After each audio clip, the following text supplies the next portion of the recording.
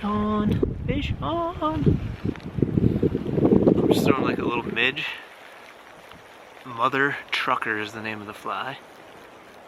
This one's a black on black one. It's been hammering them today.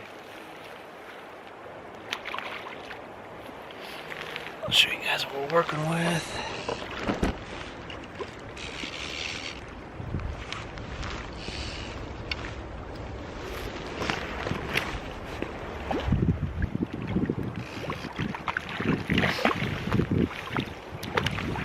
Incoming.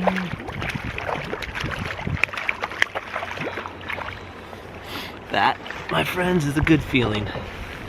It's so fun catching these trout on a dry fly.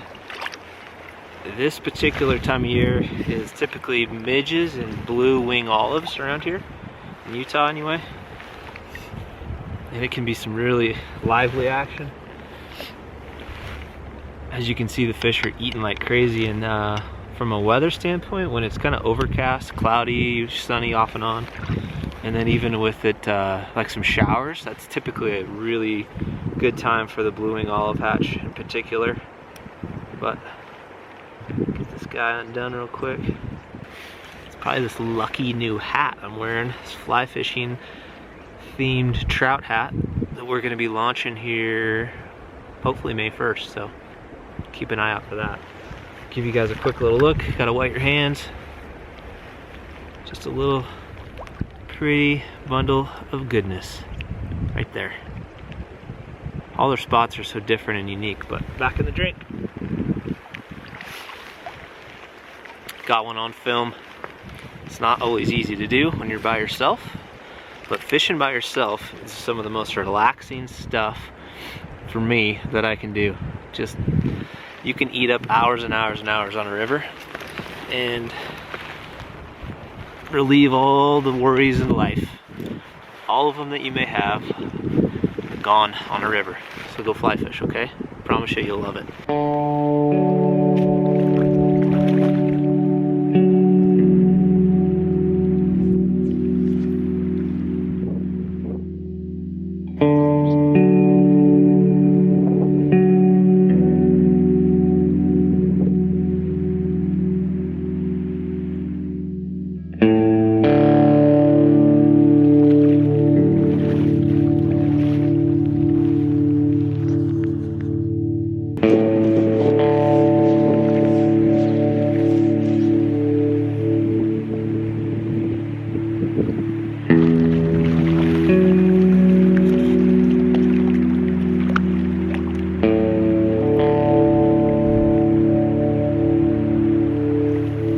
Switched up flies on that one.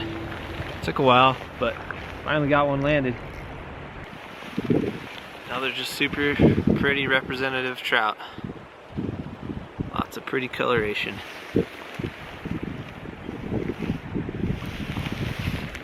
Away he goes. After you catch a fish, a lot of times the fly just gets super wet, I guess, saturated. So it's always kind of good to dry back off.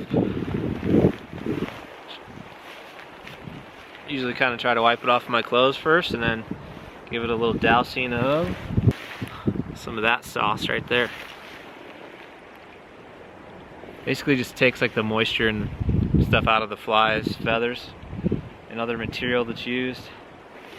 Just kind of dab it on like so, and it's going to make your fly float on top of the surface a lot better. And when the fly starts going underwater, at least a dry fly anyway, it's not good things. So I like to start off with the wet stuff, and then after I've been fishing for a while, I'll switch it up and go to the powder. But your presentation is going to look a lot better. And when you're on a river where there's a lot of pressure, fish see a ton of flies, it's all about that presentation. No drag on your fly, meaning it's not like it's just floating naturally with the current. That's what you want.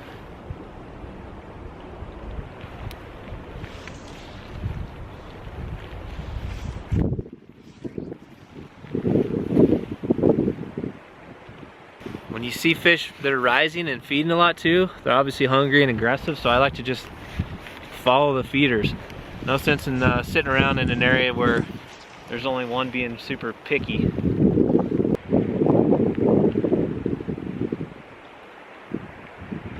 Oh, there we go. Just a little one. That sucker is so aggressive though.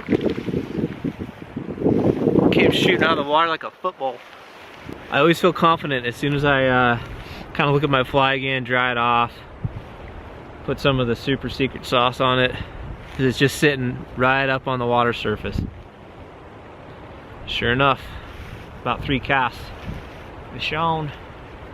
I read something one time too, a lot of people like to try to like really launch their casts like way across the river. Shorter casts are actually better. You can see the fly for one, and you're not going to deal with as much drag throughout the river depending on how it's flowing. And a lot of times you can catch them a couple feet away from you.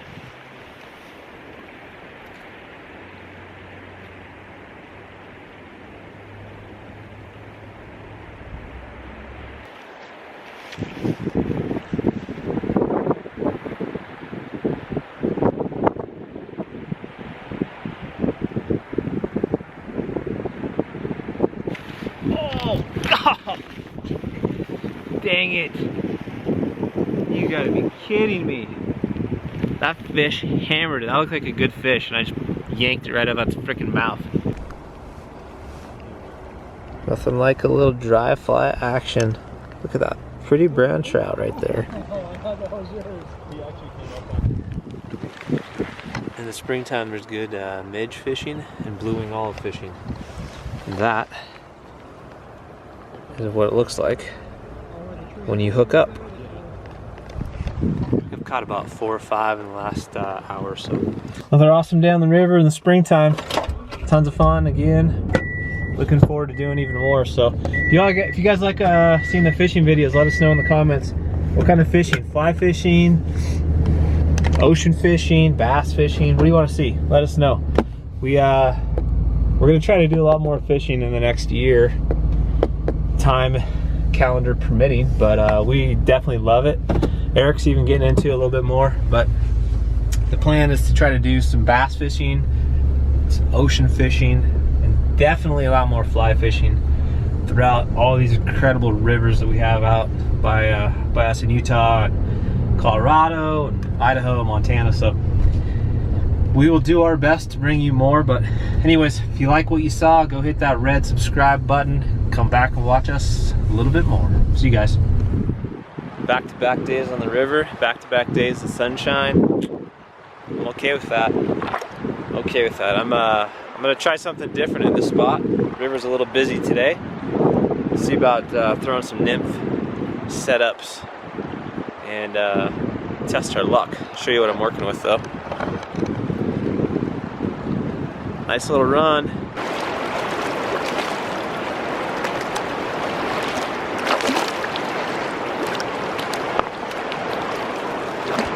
Look at that, it's a pretty fish. Real pretty. That was fun. First cast in this new spot. First place didn't work out, but this is a real pretty brown trout. Kind of snaky.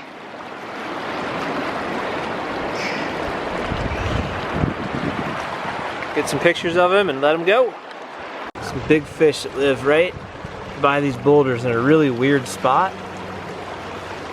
They're super hard to catch, but they're feeding like crazy. You probably can't see them because of the glare in the water, but with my sunglasses that are polarized, I can actually see them feeding. These are like 20-inch plus trout. Kind of a weird little spot. It'd be very hard to land it, but may as well try, right?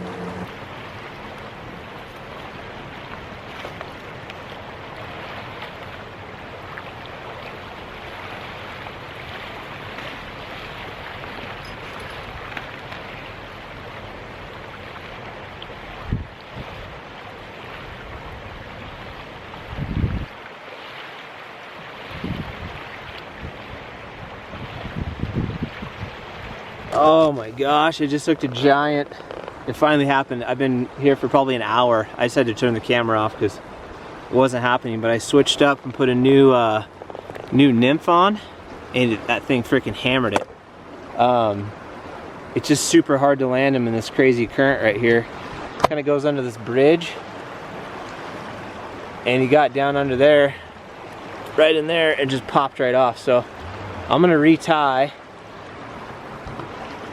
see if I can put something a little stronger on, and put that same one on there. And man, there's several big fish in here. I just want to land one of them one time. Well, I'm getting my butt kicked by these big fish, so I'm gonna take a little lunch break.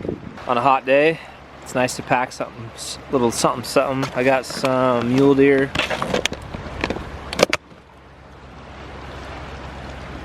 goodness, some string cheese, a couple snacks,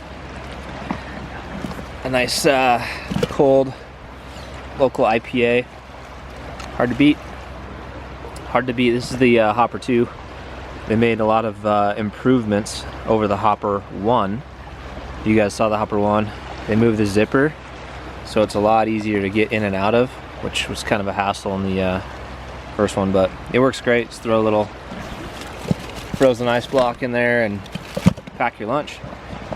About as good as you need. Yeti Hopper 2, a river, your fly rod, fly gear. What else do you really need, guys?